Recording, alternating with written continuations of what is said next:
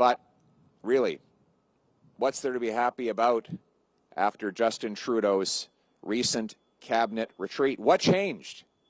Remember at the beginning of the summer, after the people of St. Paul's voted against Justin Trudeau's proposed 61-cent a litre carbon tax, voted against him doubling housing costs and driving 2 million people to the food bank, voted against the crime and chaos he has caused.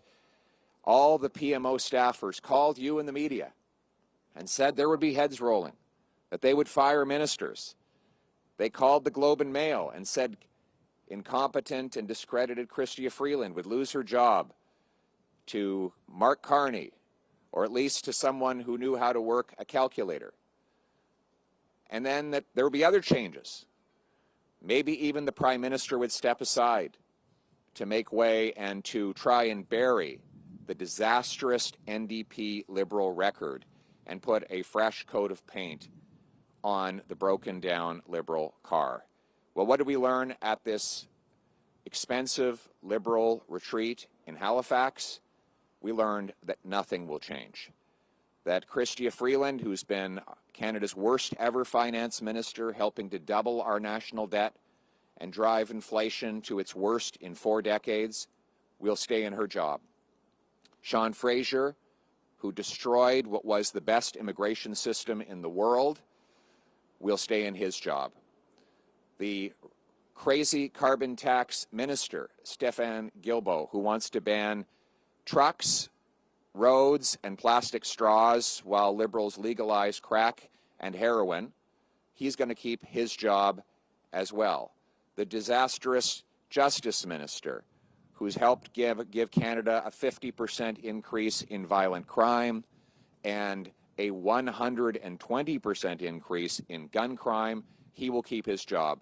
But most important of all, Justin Trudeau, the man who is not worth the cost, announced that he will too will keep his job. Canadians cannot afford another painful, costly, chaotic, and corrupt year of Justin Trudeau. He will not quit. He must be fired. His ego, arrogance, and incompetence will always have him putting himself ahead of Canadians. He would rather Justin Trudeau would rather force an entire generation to go without homes, 2 million people to go to food banks, 25% of kids to go to school hungry, that he would rather that continue to be the case than to give up power. He will not quit. He must be fired. And the person to do it is Jagmeet Singh. Singh sold out workers to sign on to this costly coalition. He has voted to hike the carbon tax to 61 cents a litre, for policies to double housing costs, and to tax food. Now, why did he do it? He told us that if he became part of the government, he'd bring down food prices. That was one of his promises. Did he succeed? Well, you don't actually have to ask me if he succeeded. Ask him. This is what he said about food prices last week. When you go into the grocery store and you're buying your groceries, you're spending more than ever before, and you're leaving with less than ever before. Again, that is after 2 years of Jagmeet Singh joining the Liberal government.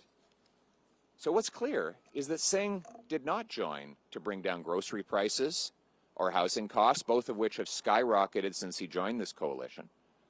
He joined to keep Trudeau in power so that he could get his pension. Jagmeet Singh is trying to delay the election until after February of next year so that he can qualify for a $2.2 million taxpayer-funded pension. That's why Canadians are calling him Sellout Singh. My message to Sellout Singh is this: put the people ahead of your pension.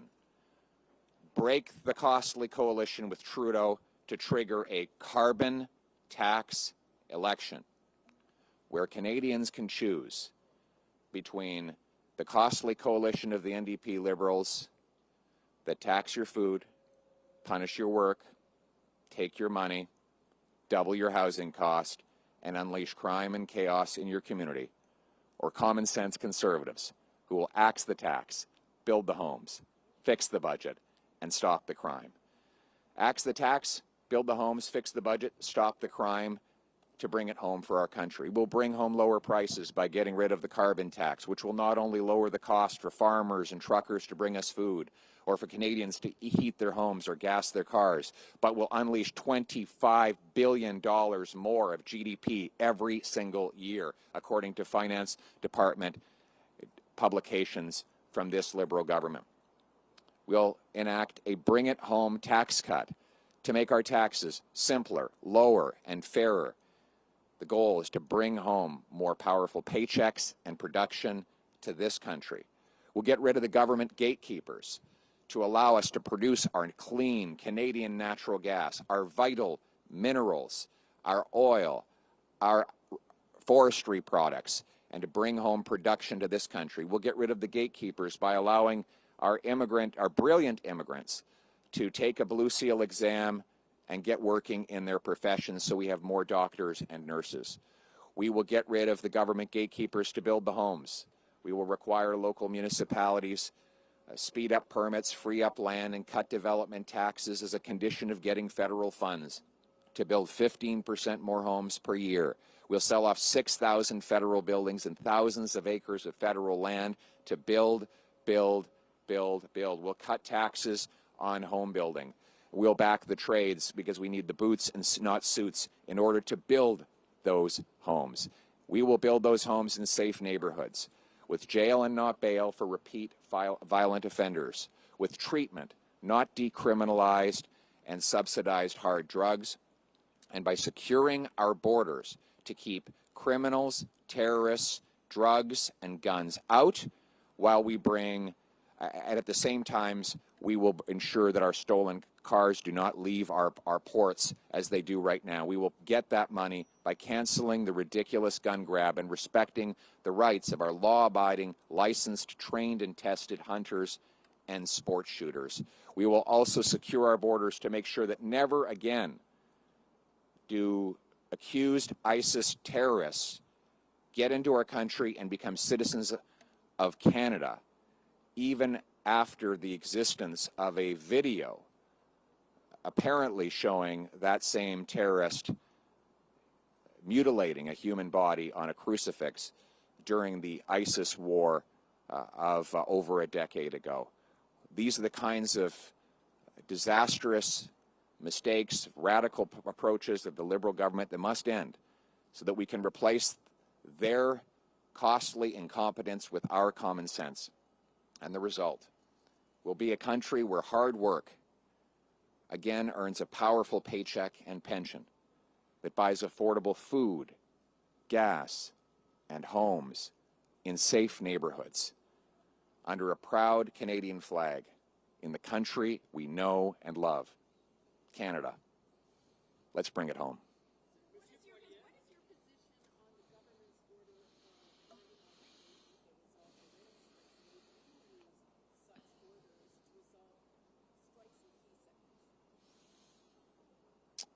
Well, I wouldn't have had to do that in this case. The reason that we have these strikes is because of inflation. We had last year the largest number of days lost to strike since 1986. What did we have in 1986? Inflation.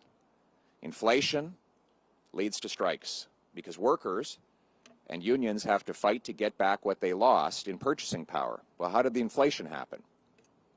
The government doubled the debt. Justin Trudeau printed $700 billion of cash. He increased the money supply by 40%, while the real economy grew by 4%. When you add money 10 times faster than you add the stuff that money buys, then you get inflation. And that screws over workers because they live off wages. If you're a billionaire, like the people Trudeau vacations with, then you don't have to worry about inflation because your assets are inflation-proof or even inflation-positive. You get richer. It's a transfer of wealth from the have-nots to the have-yachts. And you know what? It's ironic. It's all done with Jagmeet Singh's support. He can huff and puff all he wants, but he supported the inflationary policies that destroyed the wages of working class people, and he supports what Justin Trudeau did on the rail strike. Do you know how we know? Do you know how we know that? Do you know how we know that? No. Do you know how we know that that Jagmeet supports it? Because he's still in a coalition with him. And if Jagmeet didn't support it, he would respond to my letter this afternoon and say he's pulling out of the costly coalition and he's going to vote to bring down Trudeau and cause a carbon tax election. And that's what I'm calling for him to do today. Jagmeet Singh, stop selling out the workers. Stop being Sellout Singh. Put the people ahead of your pension. Vote for a carbon tax election now.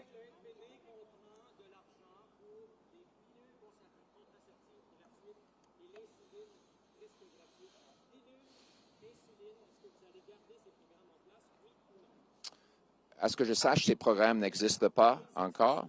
Ils font des promesses pour... excusez-moi, monsieur, est-ce que je peux répondre? Vous allez voir la plateforme électorale que je vais déposer dès qu'il y ait des élections. Pour l'instant, on a des promesses. On a des promesses. On a des promesses des libéraux, les bloquistes et les néo-démocrates. Que s'ils dépensent plus, un jour, il va y avoir des grands cadeaux pour tout le monde. Ils ont déjà promis, est-ce que, non, je ne vous permets pas de m'interrompre, je vais compléter ma réponse. Ouais. Ça n'existe pas encore. Combien de personnes ont reçu ça? Combien?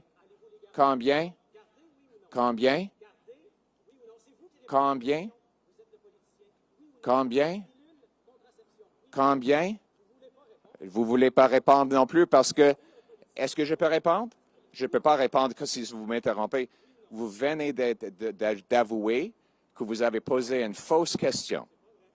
Et la raison pour laquelle vous l'avez avoué, c'est parce que quand je vous ai demandé combien de pilules sont partagées avec le monde, vous ne pouvez pas répondre parce que la réponse est probablement zéro. Si,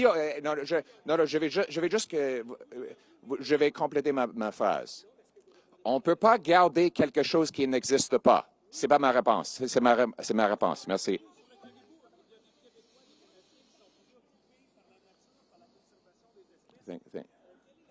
I'm getting too...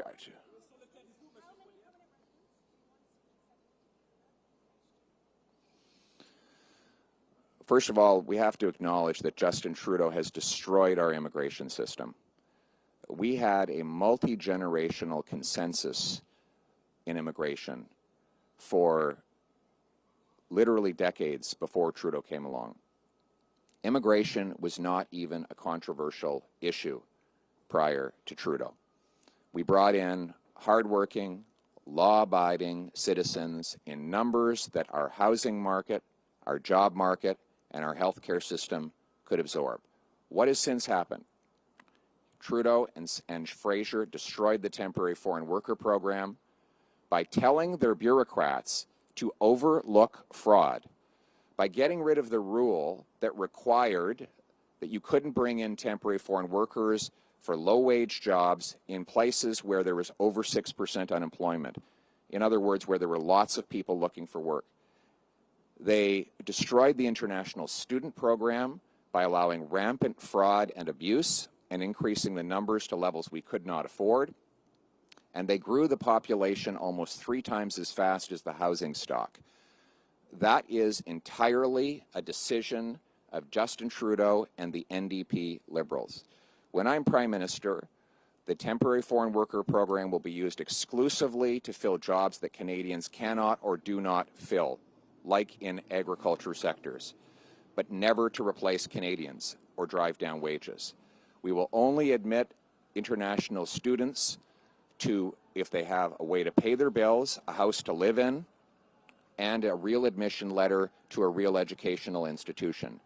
And population growth will be below the growth in jobs, housing, and healthcare. That is a common sense plan. Now let's bring it home. Sur la question des Paribus, monsieur.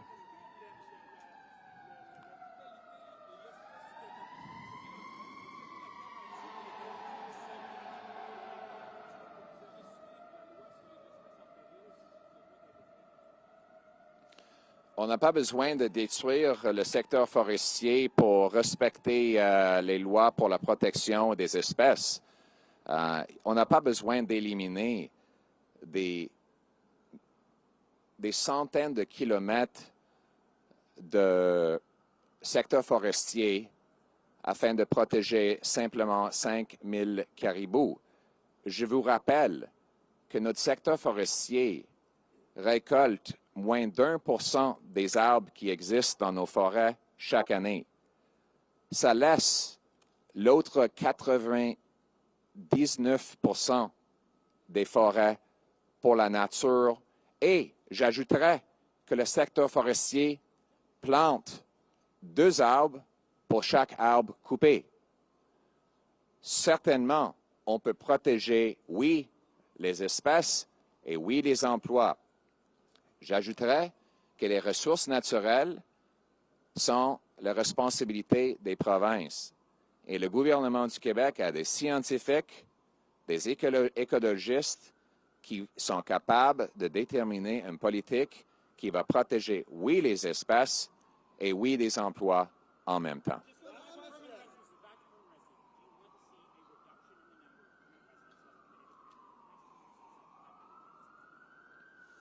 We have to have